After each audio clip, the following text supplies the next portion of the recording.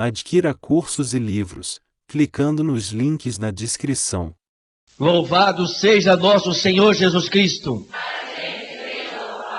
Reconciliação e Eucaristia. Falaremos que não basta se confessar só com Deus.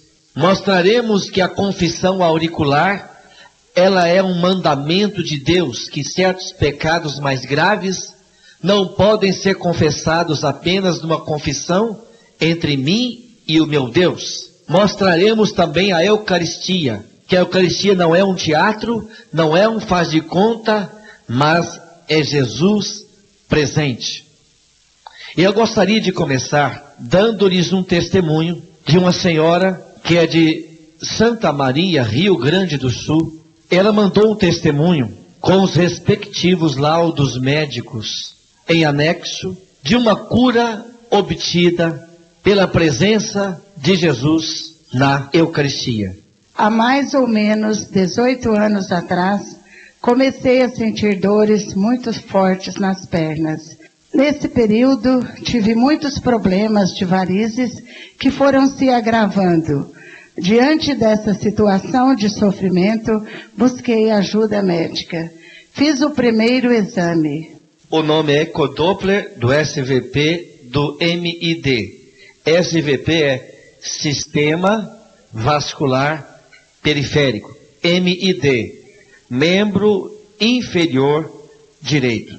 Ela fez então um exame vascular periférico para verificar como estavam suas veias mais profundas. Investigação ecográfica, onde constatou trombos ecogênicos em veias profundas da panturrilha e outros sintomas. Tomei os medicamentos que o médico mandou, mas as dores não passaram.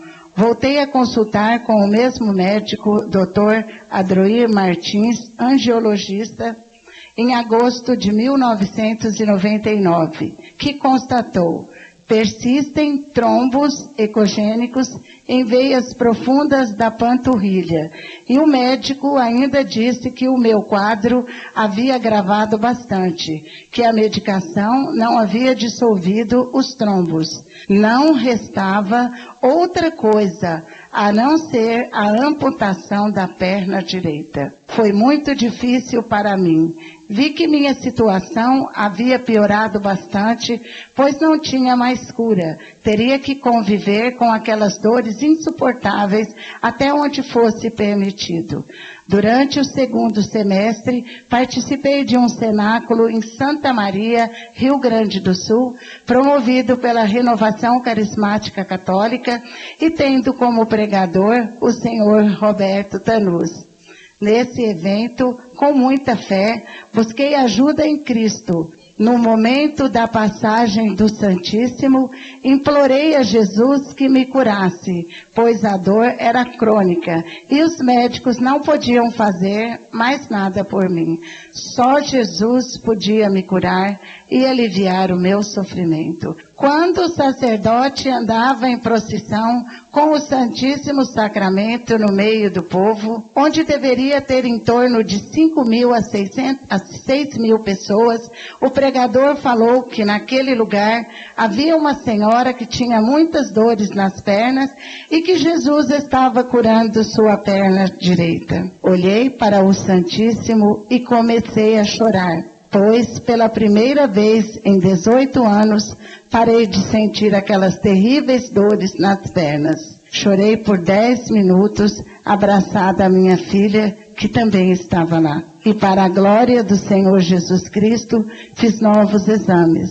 Segundo o exame em anexo, os trombos foram dissolvidos. Estou curada. Jesus, na Eucaristia, realizou aquilo que os médicos não puderam fazer por mim. Instituto de Radiologia São Lucas. Helenita de B. Zeferino, Dr. Adroir Martins, 5/8/99. Investigação ecográfica obtida para controle. Persistem trombos ecogênicos em veias profundas da panturrilha. Ela está lendo um documento assinado pelo médico, do dia 5 de agosto de 99, dizendo que estava com trombos ecogênicos em veias profundas da panturrilha. Agora o outro exame, ela vai ler a data agora, que é de um ano depois, ou seja, uma semana depois do encontro que nós estivemos lá. 18/7/2000. Investigação ecográfica obtida para controle. Presentemente, não detectamos trombos no sistema venoso profundo da panturrilha. E acompanha comigo aqui, parecer do especialista. Paciente com excelente evolução médica e sem sintomas no momento. Glória a Deus! Glória a Deus! Louvado seja nosso Senhor Jesus Cristo. Ontem eu estava pregando em Itapetininga, São Paulo, e diante de 20 mil pessoas, 2 pessoas subiram para dar o testemunho. Há 5 anos atrás eu orei com uma pessoa e ela fez todos os exames, ela tinha feito os 2 primeiros exames, ela e o marido eram portadores do vírus HIV. Ela subiu ontem na frente de 20 mil pessoas e diz que depois que nós oramos com ela na presença do Santíssimo, ela fez 6 exames. Não tem mais AIDS, teve um outro filho, o filho também não tem AIDS. Ela está completamente curada por causa da presença de Jesus na Eucaristia. E subiu uma segunda pessoa no altar. Um rapaz chamado Orlando, que mora em Itapetininga. Quem quiser pode ligar. Eu dou o telefone do coordenador de Itapetininga. Ele era aleijado e mudo. Subiu as escadas andando perfeitamente, falando ainda com dificuldade. Mas deu testemunho falando no microfone. Alguém que era aleijado e mudo. E um dia, na presença de Jesus, nós ordenamos a ele: Orlando, em nome de Jesus, levanta e anda, porque Jesus está vivo na Eucaristia e ele lhe dá agora o movimento de seus membros aleijados. Diz ele falou na frente de todos, que ele se ergueu, estralando os joelhos, estralando as juntas, perfeito, agora andando para a glória do nome do Senhor Jesus Cristo. Eu sou testemunha que Jesus Cristo está vivo na Eucaristia, que esse nosso Deus não é um Deus de faz de conta, é um Deus real e verdadeiro, que nós podemos confiar nele. Glória a Deus! É por isso que ao falar de reconciliação e Eucaristia, eu estou vendo os milagres se repetirem no Brasil. Na cidade de Barretos aproximou-se um casal, mas um senhor idoso atrás, trazia nos braços um menino de 4 anos que haviam ligado para mim dizendo que há 1 ano a criança tinha 4 anos de idade. Há 1 ano a criança não enxergava. Já haviam mandado a todos os especialistas que eles conheciam no Brasil e fora do Brasil. E já há 1 ano aquela criancinha não enxergava. E eles trouxeram a criança para a presença do Santíssimo, lá em Barretos, em junho de 2002. E quando trouxeram a criança, aquele senhor que havia ligado para mim disse: Roberto, esse é o nenenzinho, esse é meu filhinho, meu netinho que não enxerga há 1 ano. E quando ele trouxe a criança para pertinho do Santíssimo, eu olhei para o Santíssimo e o Senhor falou no meu coração: essa criança está enxergando. E eu virei para o menino e disse: em nome de Jesus, você está me vendo, não está? Estou. Cadê o vovô? Apontou. Começou aquele choro geral na família e eu perguntei para a criança: quando é que você começou a enxergar? Ele apontou o dedinho para o Santíssimo e disse: quando isto aqui chegou nesse lugar. Quando isso aqui chegou, ele nem sabia o que era a presença de Jesus na Eucaristia. E depois ele disse para o seu papai: a primeira coisa que eu vi foi aquilo que está lá no meio dessa coisa bonita brilhar. Jesus no pão da vida.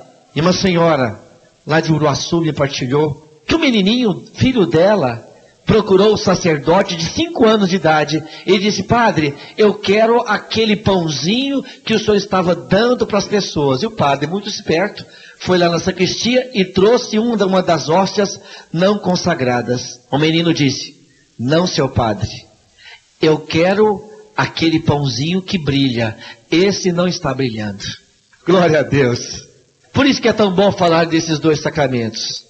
Eu tenho visto no país de norte a sul milagres se repetindo.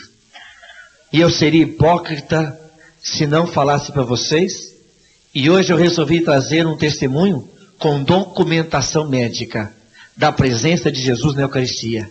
Mas para que você possa participar desse sacramento de cura e de libertação, eu preciso falar de um outro que antecede este sacramento, que é o sacramento da reconciliação. Vamos abrir a nossa Bíblia no livro dos Números, no capítulo número 5, versículo 5 também.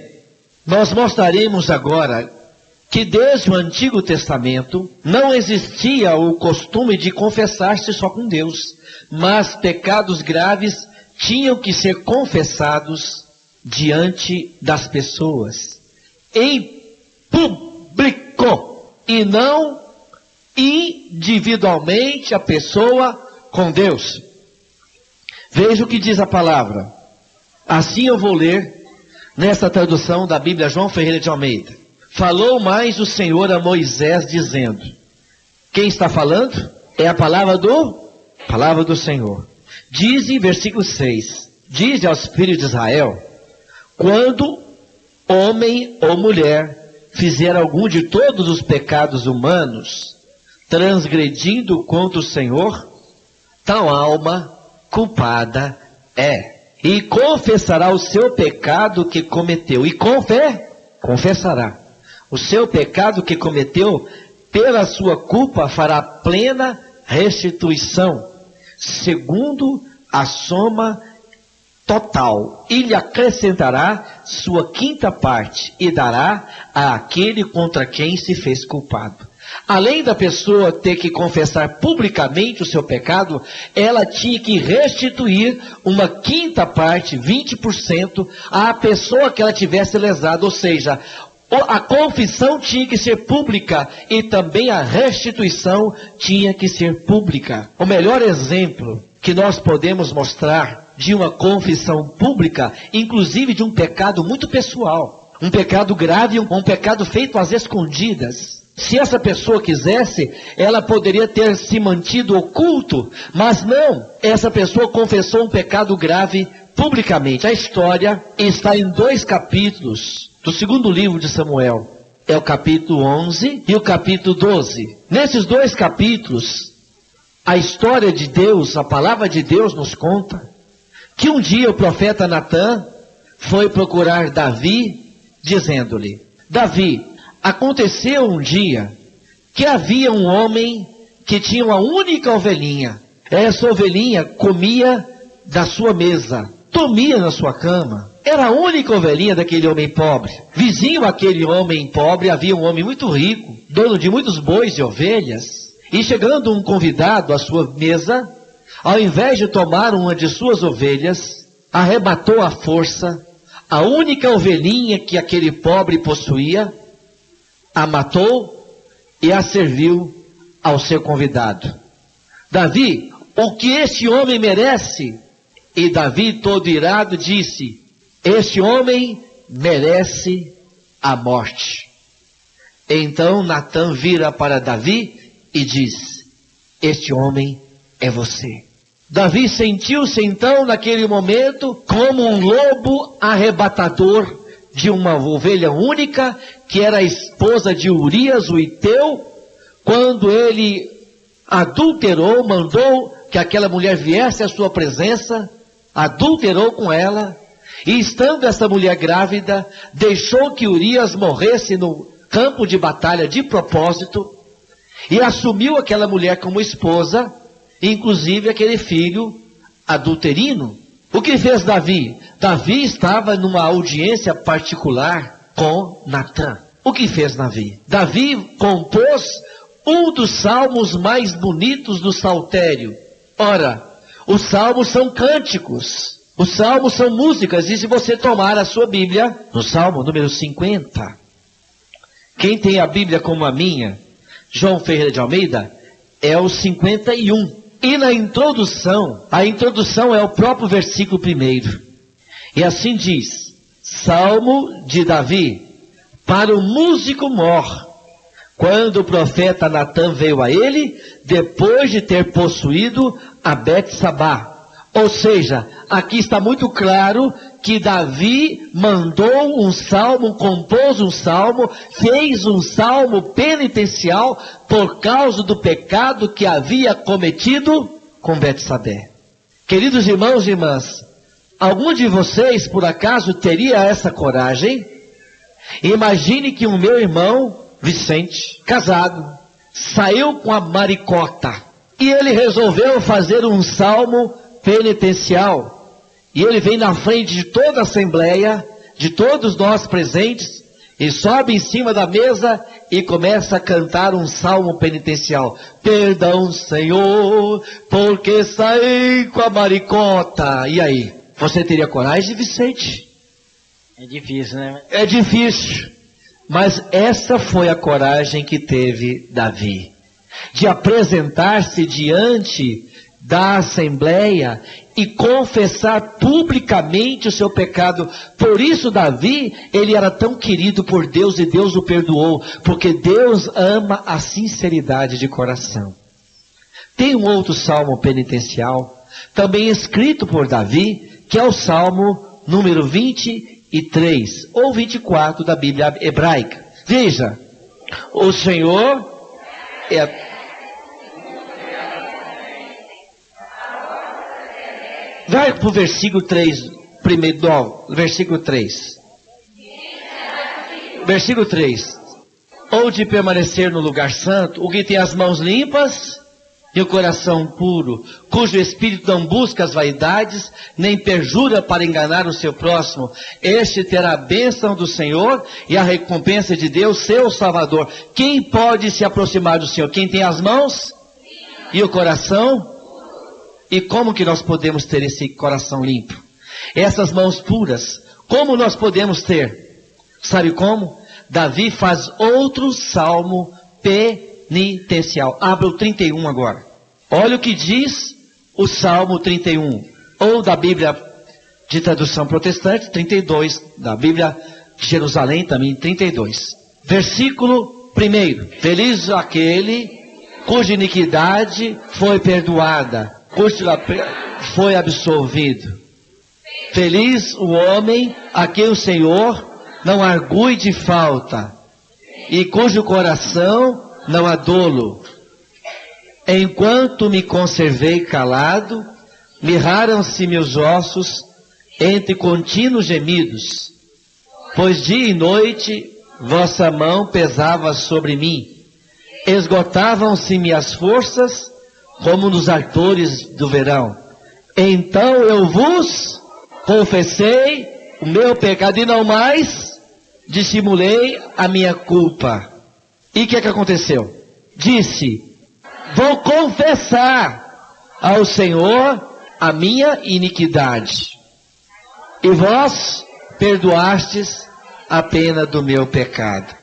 Esse salmo é salmo público. Esse salmo é salmo lido em qualquer lugar de Israel e ainda hoje. Ou seja, Davi fez uma confissão pública dos pecados e não uma confissão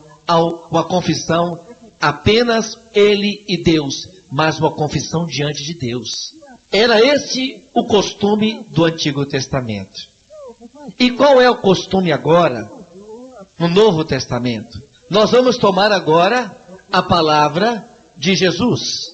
Vamos lá para os evangelhos em primeiro lugar. O Evangelho de São Lucas, capítulo número 5, versículo 17. A palavra do Senhor diz assim: e aconteceu que num daqueles dias estava ensinando e ali assentados os fariseus e doutores da lei, que tinham vindo de todas as aldeias da Galileia e da Judéia e de Jerusalém. E a virtude do Senhor estava com ele para curar. E eis que uns homens transportaram numa cama um homem que estava paralítico, e procuraram fazer entrar, pô-lo diante dele. 19. Não achando por onde o pudessem levar, por causa da multidão, subiram ao telhado, vendo-lhes o Senhor a sua fé. O que Jesus viu? Viu a fé do paralítico ou dos amigos do paralítico?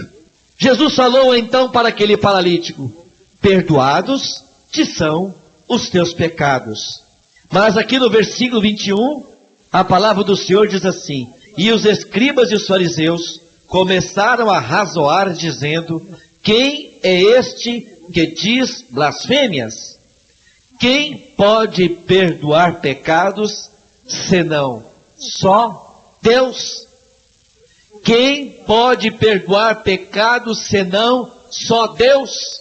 Este é o argumento protestante, que fala que não adianta você confessar pecado, que só Deus pode perdoar pecado. E está escrito na palavra, está escrito em Lucas 1:5, versículo 21. Quem pode perdoar pecado senão só Deus? Então você não precisa mais, não adianta você confessar pecado com o sacerdote, que só Deus pode perdoar pecado.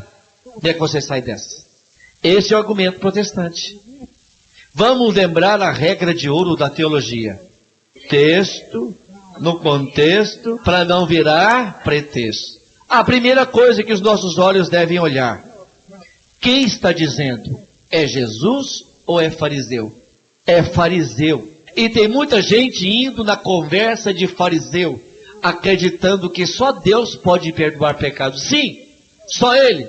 Mas existe um detalhe importante: Ele instituiu pessoas para perdoar em nome dEle. Só Ele perdoa. Esta mesma passagem, o mesmo paralítico, os mesmos 4 amigos, essa mesma passagem é contada também agora por São Marcos e São Mateus. O São Mateus conta no capítulo 9. Eu já vou direto no versículo 8. É a mesma história, é o mesmo paralítico, mas São Mateus, ele faz uma conclusão impressionante desta passagem. Ele faz uma conclusão dizendo o seguinte, aqui no versículo número 8. E a multidão, vendo isso, maravilhou-se e glorificou a Deus, que dera tal poder aos homens. Que dera tal poder a quem? Que poder que Deus deu aos homens? De perdoar pecados. Mas quem perdoa é o homem? Não. Jesus instituiu o sacerdócio, e com o sacerdócio ele deu uma ordem aos seus sacerdotes: perdoa quem merecer perdão e não perdoa quem não merecer o perdão. Vamos lá para João capítulo 20, versículo 22. Evangelho de São João 20, 22. A palavra do Senhor é muito clara, que Jesus chama seus apóstolos, os chama, e lá no versículo 22, João 20, 22, no 21 ele mostra que há um poder dado pelo Espírito Santo a eles. O 21 ainda diz assim: disse-lhes, pois, Jesus outra vez: paz seja convosco, assim como o Pai me enviou, também eu vos envio a vós. E havendo dito isto, soprou sobre eles, dizendo-lhes: recebei o Espírito Santo. Aqueles a quem perdoardes os pecados, lhes serão perdoados, e aqueles a quem os retiverdes, lhes serão retidos. Estou lendo da Bíblia protestante. Jesus deu autoridade aos apóstolos para perdoar pecados ou para não perdoar. E essa autoridade é uma autoridade sacerdotal. Essa autoridade, esse poder, Deus deu a homens fracos como nós. Hebreus capítulo 5, versículo de 1 a 4. Hebreus 5, de 1 a 4. Este poder que Jesus deu aos sacerdotes do Novo Testamento, porque foram os sacerdotes do Antigo Testamento que crucificaram Jesus. Agora os sacerdotes do Novo Testamento, em nome de Jesus crucificado, que perdoou nossos pecados pelo seu sangue derramado no madeiro, Jesus agora, através dos novos sacerdotes, nos perdoa os pecados pela morte e ressurreição de Jesus por cada um de nós. Hebreus 5, versículo 1 e seguintes. Assim diz a carta aos Hebreus: Porque todo sumo sacerdote tomado dentre os homens é constituído a favor dos homens nas coisas concernentes a Deus, para que ofereça dons e sacrifícios pelos pecados, e possa compadecer-se dos ignorantes e errados, pois também ele mesmo está rodeado de fraqueza. Ou seja, Jesus escolheu homens fracos para no nome dele perdoar pecados, eles mesmos rodeados de fraquezas, mas o poder que Deus deu a eles vem do céu, e eles perdoam os pecados não em virtude de um poder que eles têm, mas de um mandato recebido e enviado pelo Espírito Santo com essa missão especial de perdoar os pecados. São Paulo ainda nos fala, volte algumas folhas, você vai encontrar segunda carta de São Paulo aos Coríntios, no capítulo 5, versículo 18. E tudo isso provém de Deus, que nos reconciliou consigo mesmo por Jesus Cristo e nos deu o ministério da reconciliação. Jesus deu esse ministério da reconciliação a quem? Àqueles que ele soprou logo após ele ter sido ressuscitado. Ele soprou sobre os apóstolos e diz: recebei o Espírito Santo, aqueles a quem perdoar os pecados serão perdoados. Aqui Jesus mostra através de São Paulo que esse ministério da reconciliação foi dado aos sacerdotes. Versículo 19. Isto é, Deus estava em Cristo reconciliando consigo o mundo, não lhes imputando os seus pecados, e pôs em nós a palavra da reconciliação. Quando é que Jesus colocou sobre os apóstolos a palavra da reconciliação? Quando ele assoprou sobre eles e lhes deu o Espírito Santo. São Paulo está dizendo que Jesus foi ele mesmo, pela virtude de ele ter morrido na cruz e ressuscitado, ele colocou nos lábios dos apóstolos a palavra da reconciliação. 20.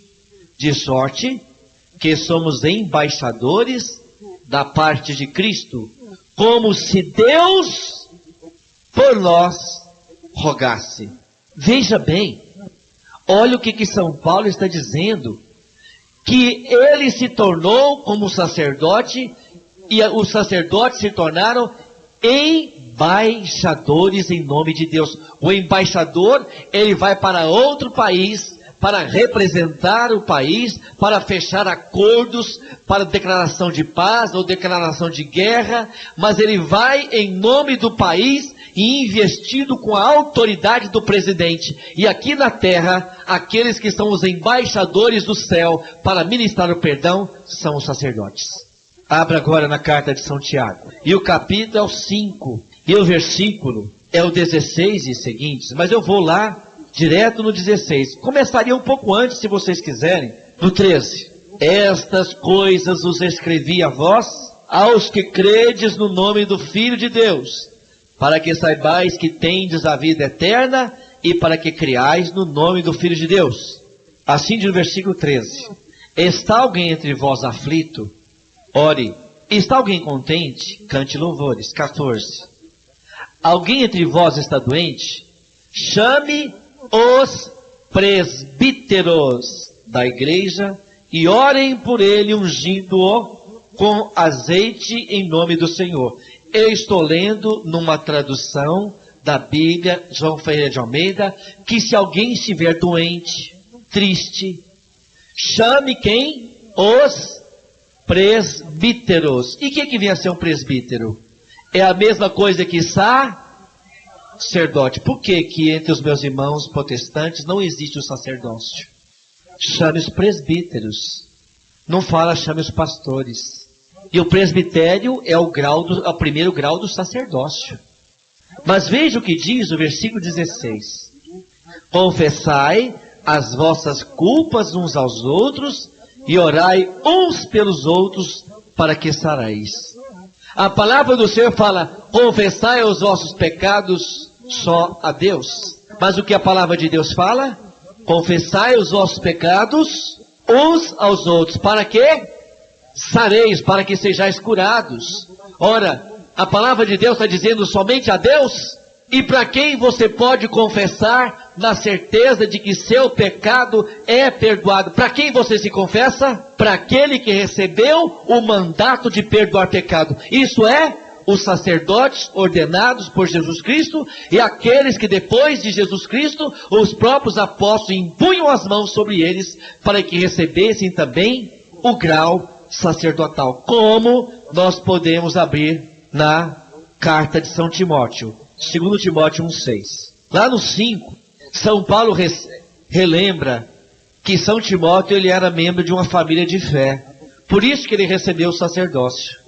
Veja o versículo 5. Trazendo à memória a fé, não fingida que em ti há, a qual habitou primeiro em tua avó Lóide, e em tua mãe Eunice, e eu estou certo que também habita em ti. Isso é lindo. Esse versículo 5 de 2 Timóteo 1:5 fala por que São Timóteo se tornou sacerdote. Porque a avó era religiosa, e depois da avó, a mãe era religiosa, e depois da mãe, o filho era religioso. Ou seja, São Timóteo ele morava numa família de fé, daí que saiu o sacerdote. Em versículo 6, São Paulo fala assim: cujo motivo te lembro, que despertes o dom de Deus que existe em ti, pela imposição de minhas mãos. Porque Deus não nos deu o espírito de temor, mas de fortaleza, e de amor e de moderação. Portanto, não te envergonhes do testemunho de nosso Senhor, nem de mim, que sou prisioneiro seu. Antes participa das aflições do Evangelho, segundo o poder de Deus, que nos salvou e chamou com uma santa vocação. Opa! Santidade, a Bíblia, João Ferreira de Almeida, fala da vocação do sacerdócio concedida a São Timóteo pela imposição das mãos sacerdotais. Queridos irmãos, isto é reconciliação. É o momento em que você busca um homem com fraquezas como cada um de nós, mas que recebeu uma investidura sacerdotal dada pelo próprio Jesus, e o padre, quando perdoa o pecado, não perdoa em nome de si mesmo, mas em nome do próprio Jesus Cristo. E a palavra do Senhor ainda nos diz, como nós vimos, que é preciso confessar uns aos outros, e não somente a Deus. Com que base bíblica, então, os meus irmãos protestantes afirmam que não precisa confessar uns aos outros ao sacerdote, isto é, aos sacerdotes, que não precisa confessar uns aos outros as faltas para ser curado? Com que autoridade? É muito fácil você participar de uma religião onde você não precisa se humilhar em uma confissão particular com o sacerdote. É muito fácil você participar de uma religião onde basta você se confessar apenas com Deus. Mas não é este o costume do Antigo Testamento. Não é este o costume do Novo Testamento. Não é esta a ordem dada por Jesus. Não é essa a ordem dada por São Tiago. Não é isso que está escrito na palavra de Deus. Pecados graves, aqueles pecados que nós chamamos pecados mortais, devem ser confessados ao sacerdote, principalmente assassinatos, roubo, calúnia. Entre os assassinatos nós citamos o aborto. 2262, o Catecismo da Igreja Católica afirma que a pessoa que cooperou para o aborto, aquela que deu dinheiro, o médico que fez, a pessoa que fez o aborto provocado, essas pessoas entram em letae sententia, sentença imediata de excomunhão. A pessoa que comete o aborto ou aquela que ajuda está automaticamente excomungado. Se comungar, estará cometendo uma grave falta. Tem que se confessar. Porque o pecado de aborto é tratado pela igreja como excomunhão. Porque a mulher não tem direito a vida do filho, ela tem o direito sobre o seu corpo. Aquele coraçãozinho que está batendo lá, bate independente do dela, bate num ritmo diferente, já tem sentimentos. Já foi comprovado pela psicologia que um feto com 7 semanas, que nem dá para ver, já tem reações. Ou seja, ele já reage ao calor e ao frio, ele já tem sentimentos. Como que alguém pode querer abortar, matar uma criança indefesa? que não lhe pertence. Ah, Roberto, mas e se for estupro? E se a pessoa foi estuprada? Ora, um erro não compensa o outro. Se a pessoa foi estuprada e está com um filho indesejado dentro de si, por que você vai matar? Você foi estuprada, mas não foi morta. Não mataram você, e agora você quer cometer um pecado contra o neném, pecado maior do que fizeram com você, assassinato. Pelo menos você tentou se defender desse agressor imundo, mas o feto não tem como se defender. Por isso a igreja toma a defesa do feto e fala que esse tipo de pecado gera excomunhão. Mas existem outros pecados graves, como adultério, que não podem ser escondidos. É preciso confessar. Quem de vocês aqui, irmãos e irmãs, quem de vocês aqui que dormiria com um escorpião debaixo do lençol? Você dormia com a cascavel debaixo do travesseiro? Pois existe algo pior do que cascavel e do que o escorpião, o pecado mortal. O Catecismo da Igreja Católica, número 1035, fala assim: as almas dos que morrem em estado de pecado mortal, após a morte a sua alma desce imediatamente ao inferno. Não sou eu quem digo isso, é a doutrina da igreja baseada na Bíblia. A pessoa que morre em estado de pecado mortal, sem confissão e sem arrependimento, a alma desce imediatamente aos infernos. É por isso que você não pode passar muito tempo sem confissão. Porque Jesus, ele não quer ficar jogando os pecados na sua cara. Uma vez que você reconcilia, que você confessa, Deus não se lembra mais dos seus pecados, pois em Jeremias 31, 34, a palavra do Senhor diz assim: pois a todos perdoarei suas faltas, sem guardar nenhuma lembrança de seus pecados. Quando Deus perdoa, Ele esquece. Ele não é igual aquelas pessoas que ficam remoendo a raiva. Não, quando Deus perdoa, Ele apaga, e a sua alma se torna mais branca do que a neve, porque você é aspergido e lavado no sangue precioso de Jesus. Glória a Deus! É por isso que você precisa buscar a reconciliação. É por isso que eu quis falar nessa primeira parte da pregação sobre reconciliação. A necessidade que nós temos de não esconder os nossos pecados de Deus e de não ter vergonha de confessá-los. Porque quando pecamos, nós pecamos com a cara mais desavergonhada no mundo. E por que ter vergonha de contar um pecado que você já cometeu? Vergonha maior nós teríamos que ter na hora de pecar e não na hora de confessar. Amém? Tomemos, irmãos e irmãs, o capítulo 6 do Evangelho de São João. Jesus, ele no famoso discurso do pão da vida, ele não está falando figuradamente.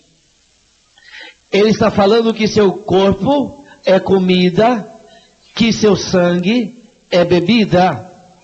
E ele vai falar justamente da Eucaristia. Assim diz no versículo 51. Eu sou o pão vivo que desceu do céu. Se alguém comer deste pão, viverá para sempre. E o pão que eu der é a minha carne, que eu darei pela vida do mundo.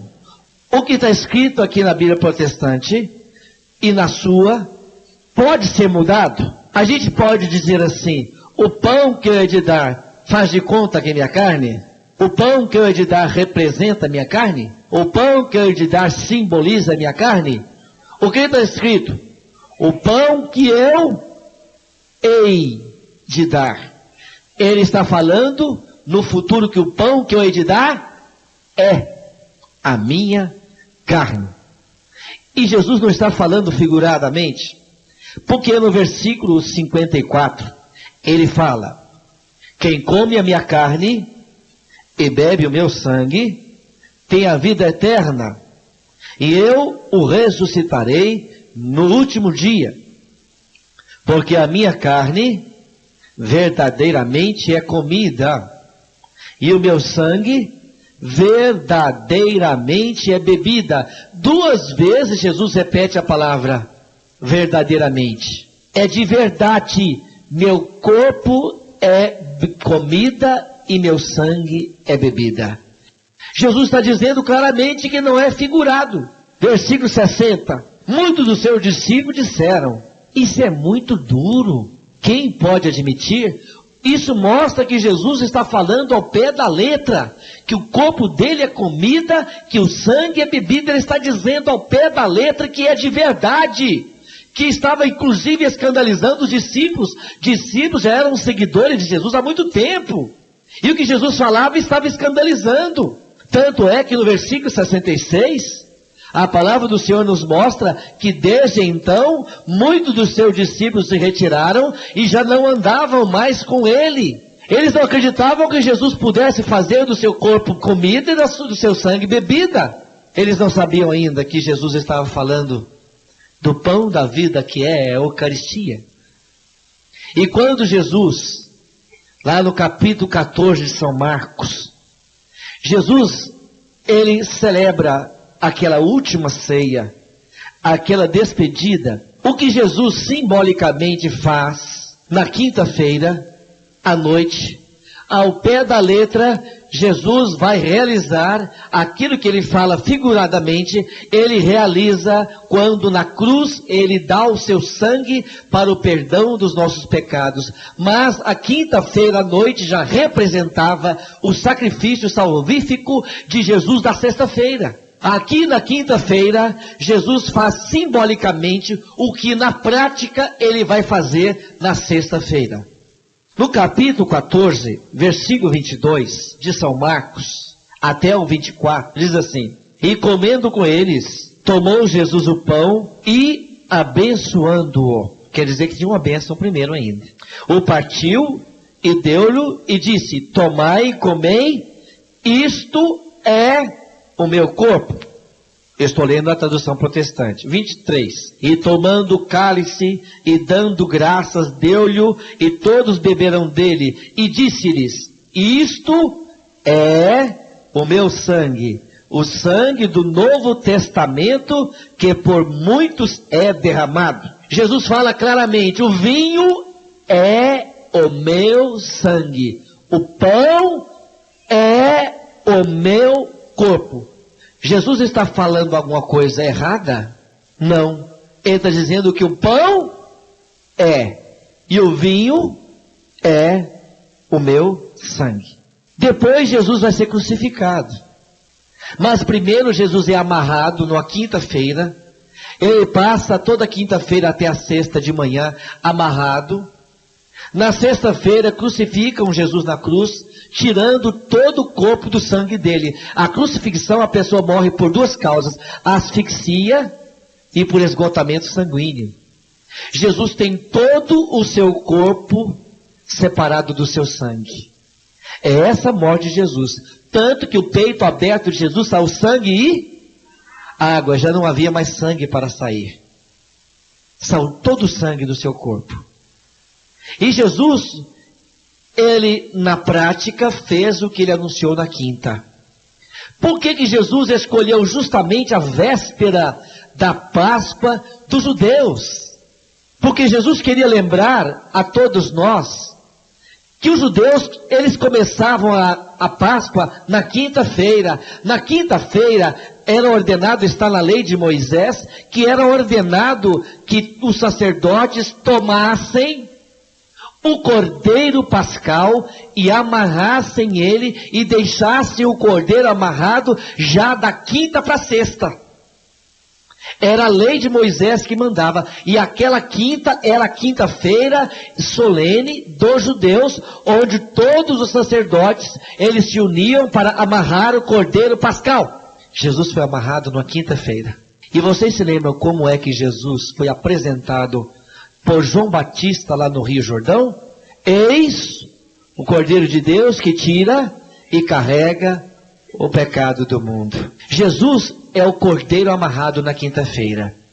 Na sexta-feira, os judeus tiravam todo o sangue do cordeiro e pegavam o sangue do cordeiro separado do corpo e aspergiam o povo com aquele sangue, e eles acreditavam que aquele sangue, ele era o sinal da aliança. Eles acreditavam que aquela vítima inocente, daí o termo bode expiatório, eles acreditavam que aquela vítima inocente pagava o pecado de todo o povo. Por aquele sangue aspergido do povo, eles acreditavam que lavados naquele sangue, aspergidos naquele sangue, eles tinham a remissão dos seus pecados. Depois, no sábado, eles comiam o cordeiro pascal. É bom que se lembre que o sábado já começava na sexta-feira à noite. O anoitecer da sexta para eles já é sábado.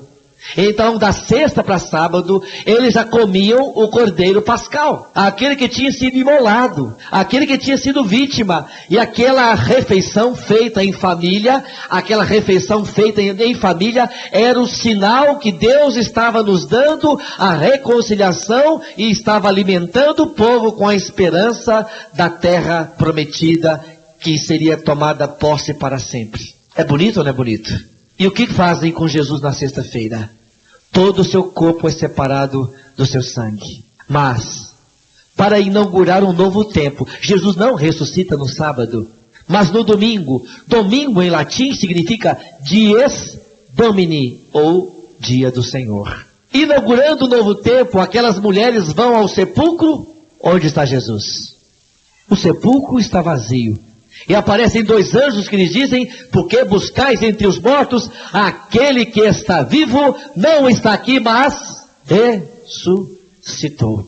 E Jesus, ele faz uma celebração, a missa, com dois discípulos tristes, que desciam para o caminho de Jerusalém para uma cidade chamada Emaús. Essa história é contada por São Lucas, no capítulo 24, versículo 13 e seguintes. Ele vai contar que um dia descia de Jerusalém, era um domingo, e era o domingo da ressurreição. Aqueles discípulos desciam tristemente para a cidadezinha de Emaús, que ficava mais ou menos 11 quilômetros ladeira abaixo, porque Jerusalém ficava em cima da montanha, e Jericó mais embaixo, as outras cidades mais embaixo, e principalmente essa aldeiazinha chamada Emaús. E eles desciam tristemente. E Jesus se coloca e caminha com eles ali, mas eles não o reconhecem. E Jesus toma a iniciativa e se coloca junto daqueles homens que caminhavam tristemente.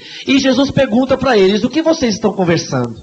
E eles ficam até estupefados. O que nós estamos conversando? Você não sabe o que aconteceu em Jerusalém nesses últimos dias, não? O que foi? Você é o único forasteiro que não sabe? Todo mundo sabe o que aconteceu, esse acontecimento. Pode contar para mim a vida de Jesus. Mas contam sem fé. E vão dizendo: é a respeito de Jesus de Nazaré, um profeta poderoso em obras. Nós esperávamos que ele fosse a consolação de Israel.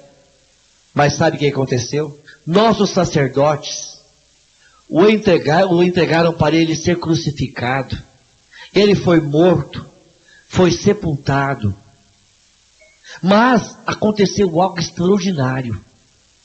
Algumas mulheres foram ao sepulcro e disseram que o sepulcro ficou vazio. E falaram mais ainda. Disseram que tiveram visões de anjos que asseguravam que ele está vivo, mas a ele mesmo não viram. Que falta de fé, hein? Não acreditaram nas mulheres. Não acreditaram na visão que elas tiveram. Não acreditaram no anúncio da ressurreição. Por isso, Jesus fala para eles: como sois tardos de inteligência. Sabe o que é tardo de inteligência? É pessoa que tem muito talento. Talento para pensar, talento para andar. Talento. Está muito lento. E aquele Jesus diz: como sois tardos de inteligência.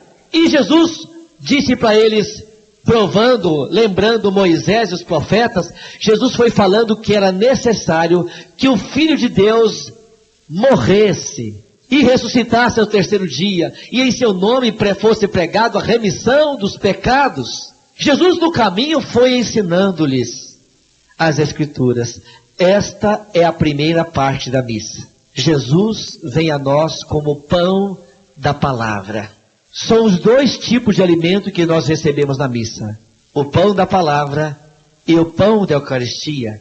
Se por algum motivo você estiver impedido de tomar o pão da Eucaristia por causa de algum pecado grave ou por estado irregular de vida, mesmo assim, vá à missa para você participar desse pão da palavra que alimenta você da mesma forma. Santa Teresa, que foi perseguida, inclusive impedida muitas vezes de tomar a Eucaristia, ela ia à missa e quando ela ouvia o pão da palavra, ela entrava em êxtase e Jesus entrava nela. Ela sentia a presença de Jesus vivo que a alimentava, mesmo não tendo alimentado do pão da Eucaristia. E Jesus chega àquela aldeia de Emaús e Jesus faz como se fosse embora. E os discípulos falam para Jesus. O que os discípulos falam para Jesus?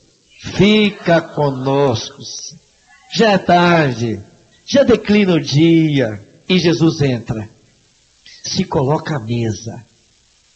Jesus pega o pão, o abençoa e parte o pão. E quando Jesus... É Jesus! Seus olhos se abriram. Jesus desaparece à vista deles. E eles olham para o outro. É por isso que o nosso coração se aquecia quando nós o escutávamos pelo caminho. Sabe por que Jesus desapareceu da vista deles? Porque naquele momento Jesus entrou pela Eucaristia no coração dos dois discípulos. Eles não precisavam mais olhar Jesus naquela figura linda daquele homem alto, bonito, mas eles agora começavam a entender o que Jesus havia dito depois para Tomé. Tomé, você acreditou porque você viu? Felizes são os que acreditam sem terem visto. A partir daquele momento, Jesus entrou dentro deles e eles entenderam que não precisava olhar para a silhueta completa de Jesus, que bastava olhar para o pão e lembrar que Jesus tinha dito: isto é meu corpo, isto é meu sangue. E Jesus só partiu o pão. E eles reconheceram Jesus no partir do pão. Por isso que muitas vezes você não precisa receber pão e sangue para reconhecer que é Jesus. Às vezes você só recebendo pão, você já reconhece que é Jesus, porque você recebe Jesus vivo. E Jesus vivo tem sangue. E o pão que você recebe somente o pão, sem o vinho, já é Jesus vivo. Porque eles reconheceram Jesus no partir do pão. Nem precisou consagrar o vinho. Foi o pão. E o que fazem aqueles homens maravilhados, alimentados? O mesmo alimento, é o mesmo alimento que lá no capítulo 19 do primeiro livro dos Reis. É o mesmo alimento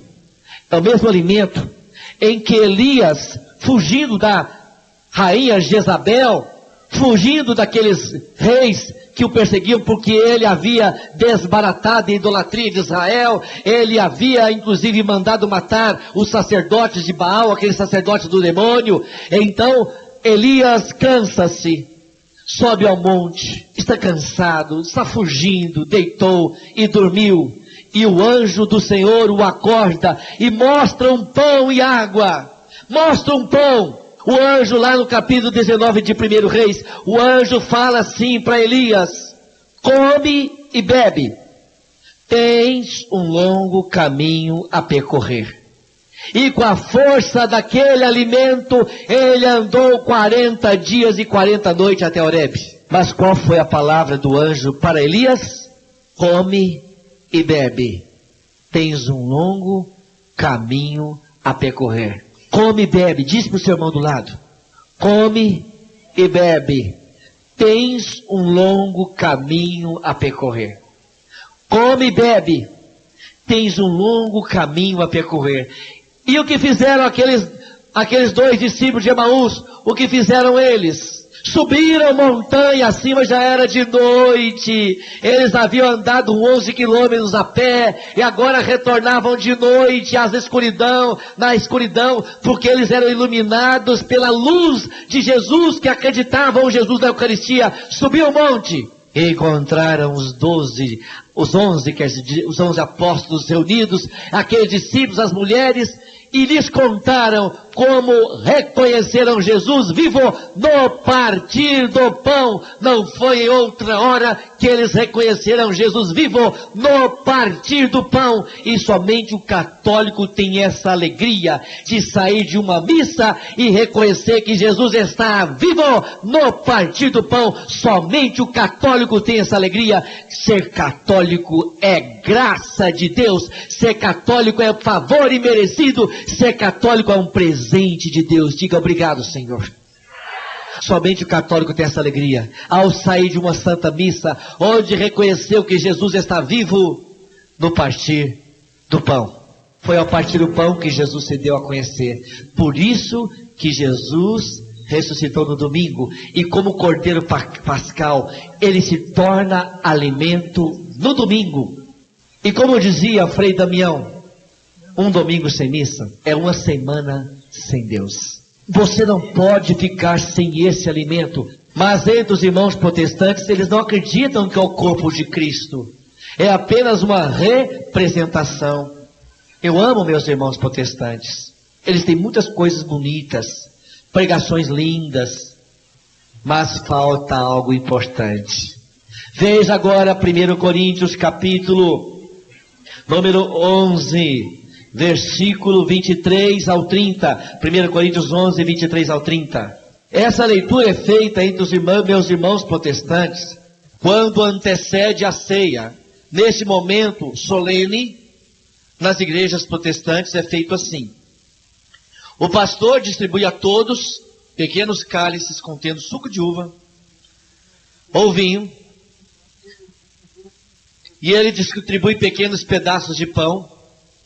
E ele, antes de distribuir, ele faz essa leitura de 1 Coríntios, capítulo 11, versículo 23 ao 30, que eu vou ler, inclusive, numa Bíblia de tradução que eles fazem essa mesma leitura lá entre eles.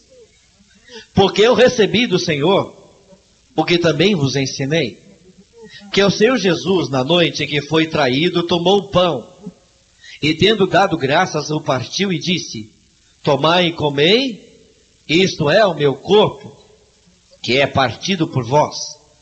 Fazei isto em memória de mim.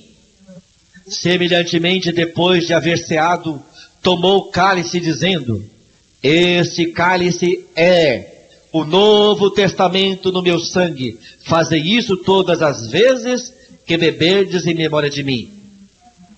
Quer dizer que todas as vezes que beberdes em memória de mim, isto é o meu corpo. O que eu fiz? Eu apenas troquei de ordem a mesma frase, sem alterar o sentido. Todas as vezes que beberdes em memória de mim, isto é o meu corpo. Não estou mudando o sentido da frase. Estou apenas mudando uma palavra, começando a ler o sentido principal dela, que é, ou seja, todas as vezes que faz isso em memória de mim, isto é o meu corpo, isto é o meu sangue.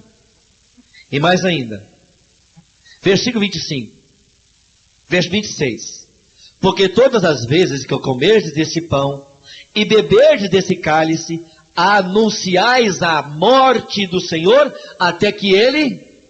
Quer dizer que no momento em que você faz isso, em que o celebrante repete as palavras de Jesus, é o momento em que está anunciando o quê? A morte do Senhor. É o momento em que acontece o quê? A morte. É o momento em que acontece o imolar da vítima. Ou seja, por isso, é muito clara a passagem. Só não vê quem não quer enxergar. 26. Porque todas as vezes que comerdes deste pão e beberdes desse cálice, anunciais a morte. Quer dizer que não é um acontecimento qualquer. Não é um teatro. Está anunciando a morte. A morte está lá. A morte está acontecendo. A morte está acontecendo, mas não é a morte cruenta. A vítima está aqui no pão. Não é a vítima o sangue que corre da cruz, mas é o mesmo sangue agora que está no vinho. A vítima é incruenta, mas a vítima é a mesma. É o mesmo Jesus que se dá por nós de novo, que morre e ressuscita no altar por cada um de nós. Não é que vai ser uma nova morte. Jesus não morre de novo. Mas aqui no momento da celebração, a celebração torna presente a morte de Jesus na cruz. O mesmo acontecimento da cruz se torna presente nesse momento em que o sacerdote ou celebrante está anunciando a morte do Senhor. É a morte da cruz. E está de novo acontecendo? Não. É a mesma morte da cruz que está sendo anunciada no momento em que se celebra a Eucaristia. 27. Veja o versículo 27. Portanto, qualquer que comer este pão, ou beber o cálice do Senhor indignamente, será culpado do corpo e do sangue do Senhor. E a pessoa que toma esse alimento sem a devida santidade, ela acarreta sobre ela uma falta qualquer? É uma falta qualquer? Ele é culpado de quê?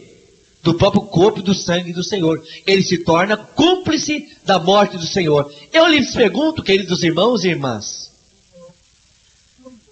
se a pessoa que toma esse alimento sem a devida santidade é culpado do corpo e do sangue do Senhor, o que a pessoa está comendo é um pãozinho qualquer? É um vinho qualquer? Ou é o próprio corpo e o sangue de Cristo? É o próprio corpo e sangue de Cristo. Senão a pessoa não seria culpada de um crime tão grave. E ainda diz ainda no versículo 28, examine-se, pois, o homem a si mesmo, e assim coma deste pão e beba desse cálice. 29. Olha que é uma Bíblia protestante, hein? Porque o que come e bebe indignamente, come e bebe para a sua própria condenação, não discernindo o corpo do Senhor. Olha que tradução linda essa de João Ferreira de Almeida. A pessoa come e bebe a própria condenação, não discernindo. O que é discernindo? Não reconhecendo, não separando o corpo e o sangue do Senhor. Por que o pastor, no final, então, e nas celebrações, vamos dizer assim, nos cultos da Santa Ceia, dos meus irmãos protestantes, por que o pastor não pode levantar aquele pão e dizer, isto é o meu corpo, mas ele fala assim, isso não é o corpo de Cristo, isto representa. Por que o pastor não pode dizer, isto é o meu corpo? Porque ele não é sacerdote, porque ele não pode fazer a consagração, porque ele não pode oferecer a vítima do sacrifício, porque lá não tem nem altar. Não há bênção. Pegue aí, sem você mudar de folha, veja 1 Coríntios 10, 16. 1 Coríntios 10, 16. Veja versículo 16.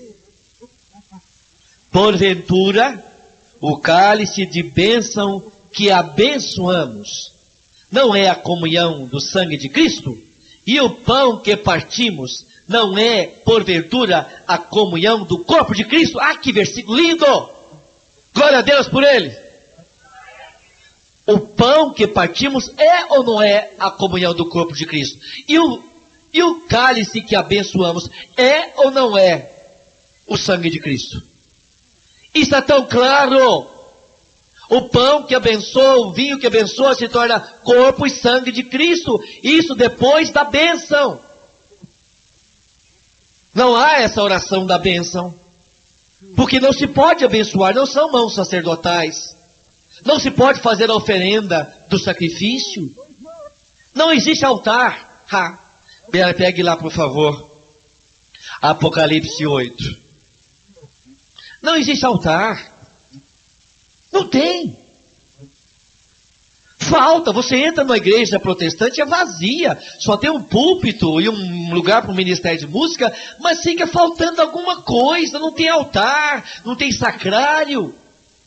É vazio. É um salão com uma reunião de pessoas, mas falta alguma coisa. E Apocalipse não falta o altar. Na igreja católica não falta o altar. Existe até uma música protestante que é cantada pelo padre Marcelo Rossi. Tem anjos voando no meio do povo, em cima do altar, vindo e descendo. Então. Fala ou não fala a palavra altar? Em cima do Ué, mas tinha uma Bíblia protestante, tinha uma música protestante, e em cima do altar, onde é que se pousa os anjos se lá não tem altar? Não tem altar. Então por que eles fizeram essa música protestante? Para nós católicos cantarmos. Olha o capítulo 7, versículo 15. 7,14. Vou começar no 7,14 para você entender. Olha o 7,14 para você entender. E disse-lhe, Senhor, olha o 13 para você entender. E um dos anciãos me falou, dizendo, estes estão vestidos de vestes brancas. Quem são e de onde vieram? Como é que o sacerdote se veste? Como é? Vestes brancas. Quem são estes? Vamos lá. Versículo 14. E eu disse-lhe, Senhor, tu sabes. E ele disse-me, estes são os que vieram da grande tribulação e lavaram suas vestes e as branquearam no sangue do Cordeiro. Por isso estão diante do trono de Deus e o servem dia e noite no seu templo. E aquele que está sentado sobre o trono os cobrirá com sua sombra. 16. Nunca mais terão fome. Olha o alimento aí, ó. Nunca mais terão sede. Nem o sol, nem calma alguma cairá sobre ele. 17. Porque o Cordeiro está no meio do trono. E os apacentará. E lhes servirá de guia para as fontes da água da vida. E Deus limpará seus olhos de toda lágrima. Ai, que lindo! E continuando no 8. O 8 é a continuação do 7. E havendo aberto o 7º selo, fez-se silêncio no céu de quase meia hora. Eu vi 7 anjos que estavam diante de Deus, e foram-lhe dados 7 trombetas. E veio outro anjo e pôs-se junto do altar, tendo um incensário. No céu aí está estruturíbulo, aqui fala incensário, de ouro. E lhe foi dado muito ouro, e foi dado muito incenso, quero dizer, para o pôr com a oração de todos os santos sob o altar de ouro que está diante do trono. Duas coisas aqui que não tem na igreja protestante: altar e incenso. Na missa católica, na celebração do culto da missa, da ceia do Senhor, você não só come, você não só bebe, você não só sente na celebração apenas os sentidos da audição, da visão e do paladar, mas a igreja católica também toca você com o olfato, que é o incenso que sobe. Isso só existe na igreja católica. Eu estou falando de uma santa missa. Agora você começa a entender por que a igreja católica leva tão a sério a Eucaristia, que não é só pão, é Jesus presente. Ora, nós sabemos que Jesus, enquanto ele estava no mundo, ele desafiou as leis da física. Ele, enquanto esteve no mundo, Mateus 14, ele andou sobre o mar, desafiando as leis da física, e era o corpo dele mesmo, não era poder da mente não, que nunca ninguém com controle mental conseguiu andar em cima de água. Pode caminhar em cima de brasa, mas não em cima da água. Ninguém.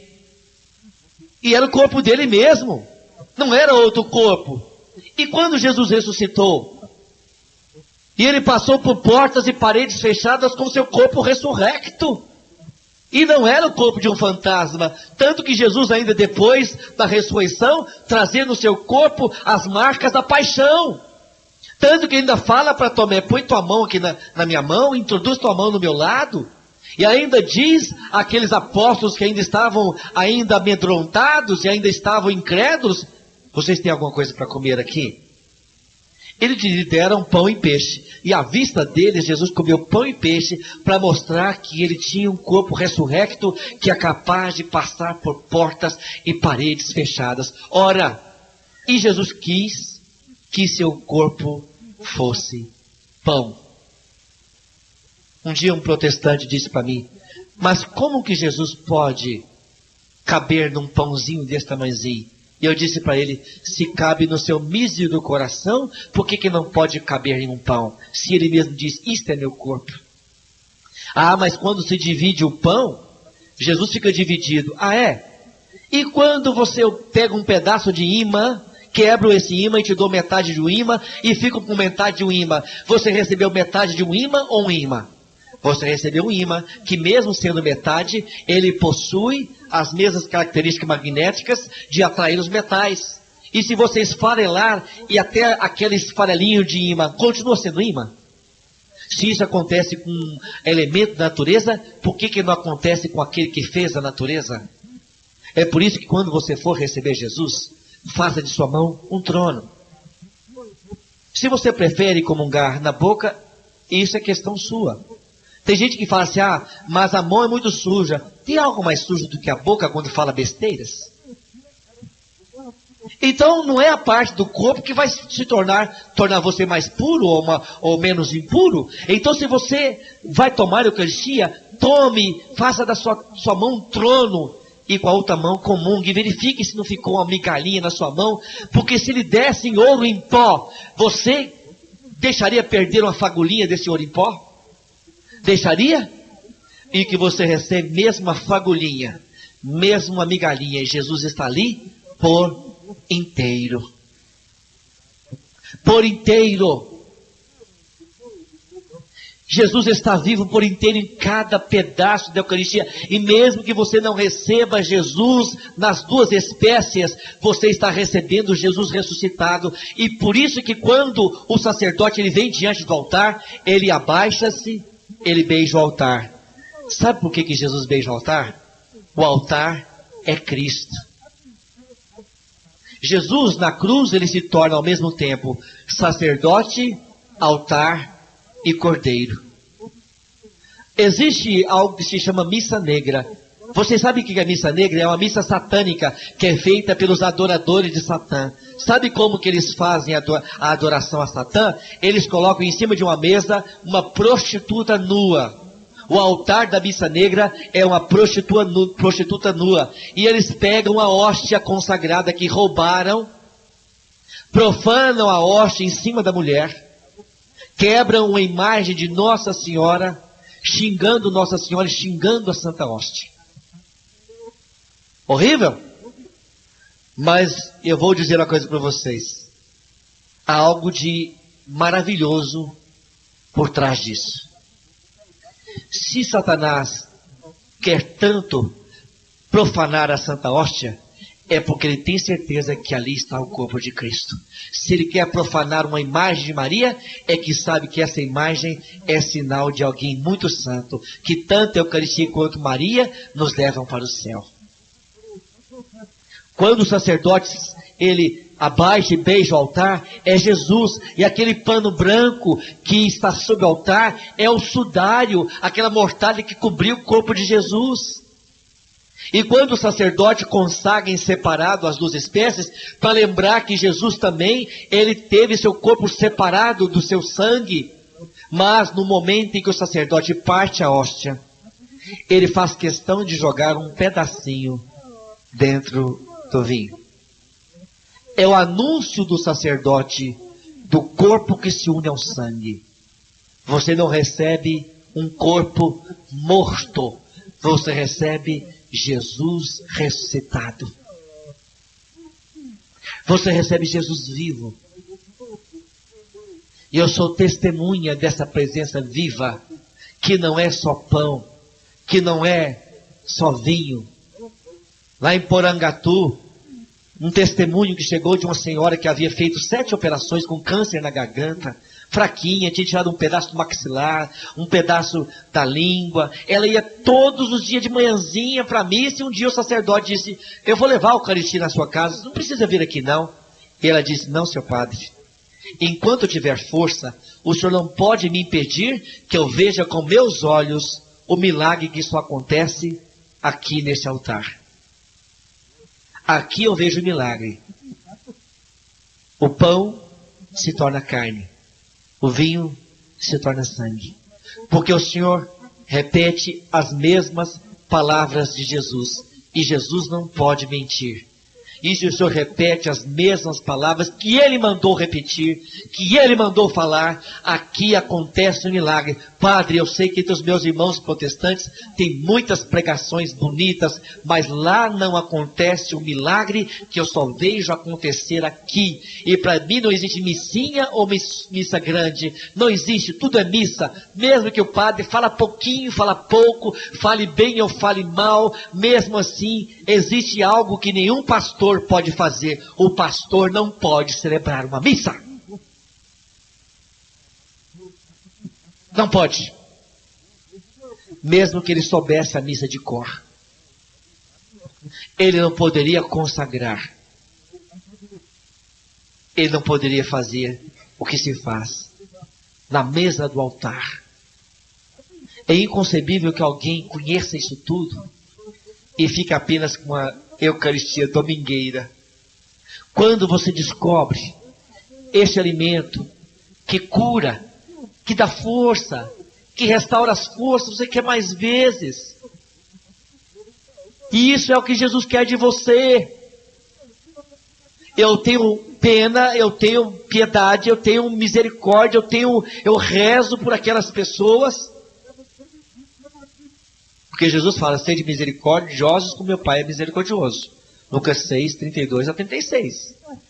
Eu fico com pena daqueles meus irmãos católicos que até foram ministros de Eucaristia.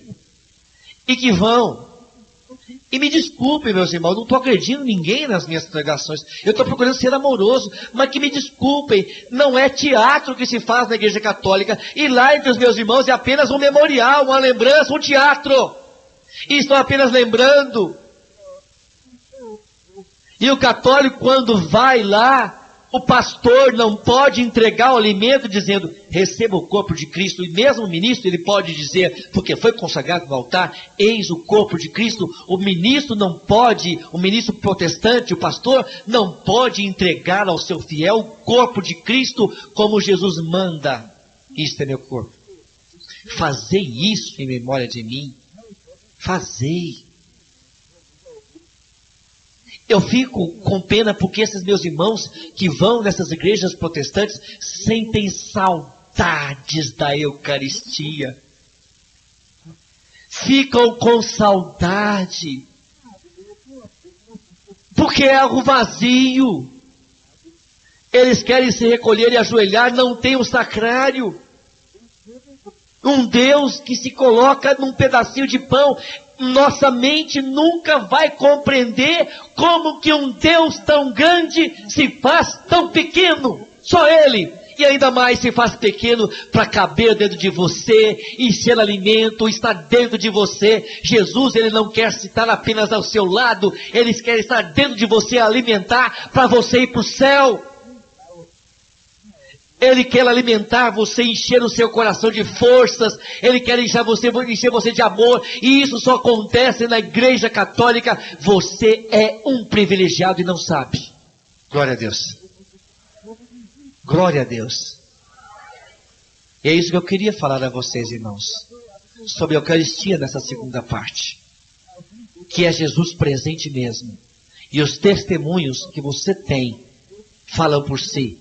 Principalmente o de Lanciano na Itália, 1200 anos depois de examinar aquele pão que virou carne e aquele vinho que virou sangue, chegaram à conclusão que era carne do mesmo dia e sangue do mesmo dia, vivos ainda, depois de 1200 anos, e era carne do coração.